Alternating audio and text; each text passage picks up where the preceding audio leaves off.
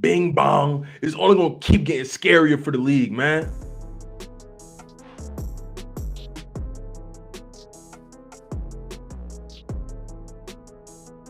The Sixers went. The Sixers came into Madison Square Garden and ended up just controlling the game from beginning to end against the New York Knicks. They ended up winning 125 to 109. Now, they ended up dropping 65 points in that first half, even though things did seem a little shaky leading into halftime, but they ended up putting up 65 points.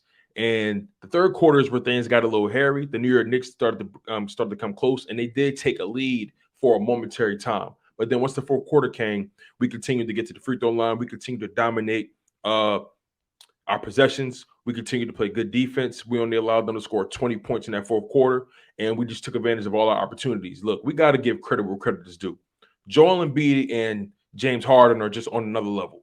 Let's just call it what it is. These guys aren't even taking 20 shots a game, and look how productive they are. James Harden is just creating so much for these guys. Embiid had 37 points, 9 boards, 4 blocks, and went 23 for 27 from the free throw line. You already know if you continue to try to put hands and feet on this man, he going to get to the line, and you better pray it's not an and one. Between James Harden and Joel Embiid, they took a total of 37 free throws and made 33 of them. 33 for 37 between two guys. It's some teams that are lucky to get that many free throws from the entire team in a game. Most teams don't even scratch that many free throw attempts in a game. Let's be honest. But two guys managed to put up 37 free throw attempts and knock down 33 of them. That's going to be so huge in crunch time. It's going to be so huge in close games because you can trust them to make their free throws and they can create contact. That's going to be so key, especially in the playoffs. We were missing guys that were willingly able to take the fouls. This team is going to go on another level when it comes to going to the free throw line. All we got to do is knock them down. As a matter of fact, most of the free throws came from Joel Embiid and James Harden. Other than that, Tyrese Maxey came in, did his thing, played 37 minutes, went 8 for 14, 3 for 5 from the three-point line, 7 boards, 3 assists, 2 steals. He had this one play where I think Matisse Thybulle kicked him to rock. He was on the left side on the corner. And he did a step back, pull up. He went right, step back, pulled up, knocked the 3 down. I think that happened in like the fourth quarter. But man, like Tobias Harris had 12 points. Don't get it twisted. He went 2 for 5 from the three-point line, 3 for 9 from the field. But it was a strong period of this game where Tobias Harris has 0 points. He had 5 boards, 2 assists, but he has to find a way to figure out who he is in this lineup, who he is in this roster. I know with James Harden being there, the ball's being taken out of his hands a little bit more, but James Harden is a willing passer. James Harden is creating opportunities for everybody. Tobias Harris, again, only took 9 shots, and understandably so. Joel Embiid, James Harden, Tyrese Maxey, they're doing their thing. Maxey and Harden took the same amount of shots and made the same amount of shots. They both were efficient, but Tobias Harris needs to find a way to take advantage of opportunities. We need more production from the bench as well.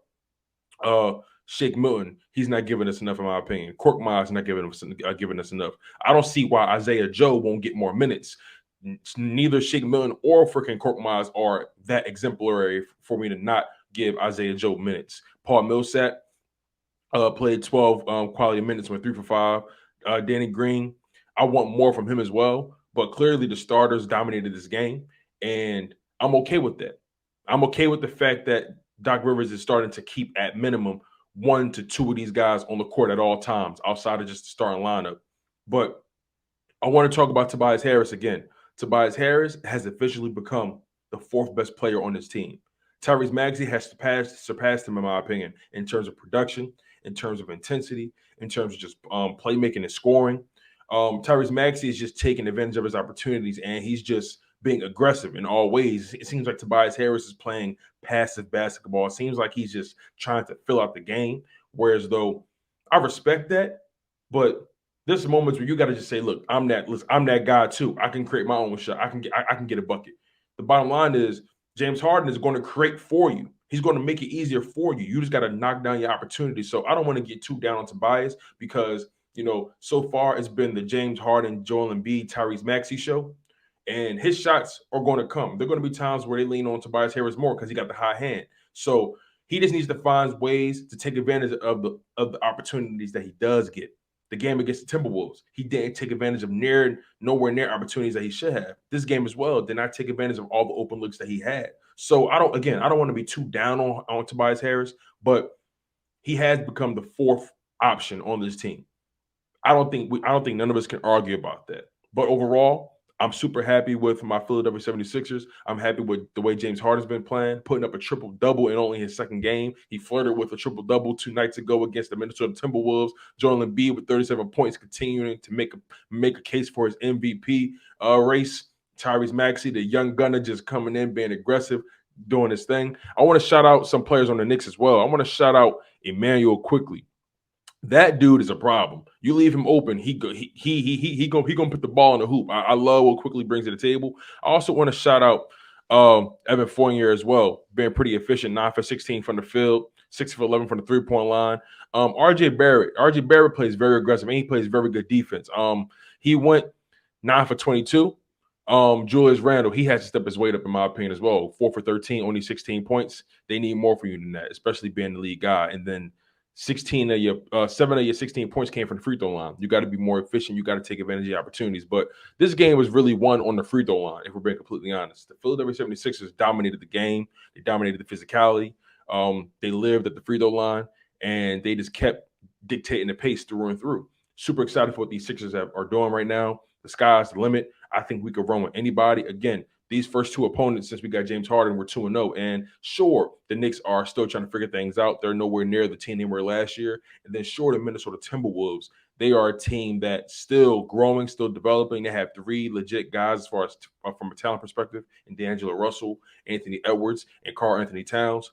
But these are the perfect tune-up games. These are the perfect games to ingratiate James Harden into this lineup, to figure things out, to test some things out. So far, James Harden has been playing well over 35 minutes a game. He looks healthy. He looks good. He's playing with the quickness.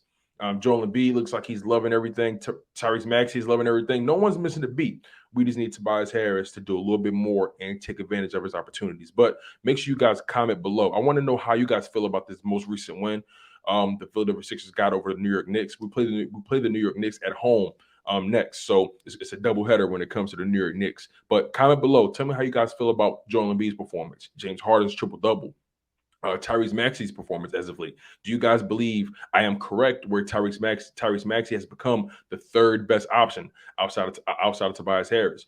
Do you guys think Tobias Harris is just in a slump? Do you guys, the Sixers should move on from Tobias Harris in the offseason? I want to know y'all thoughts on how this team should go forward. But right now, live in the moment, enjoy the win, and it's straight like that, you guys. I'm your humble host, Tone DeShields II. Make sure you subscribe to the content as well. Make sure you guys like the content, share it, whatever you got to do. Share it with your fellow Sixers fan. We going up, y'all. We going for the chip, man. Y'all was locked in on your dose of Chalk It Up Sports, where no matter if we win or if we lose, we just got to charge it to the game. One love, stay humble, stay healthy, and most importantly, stay hungry.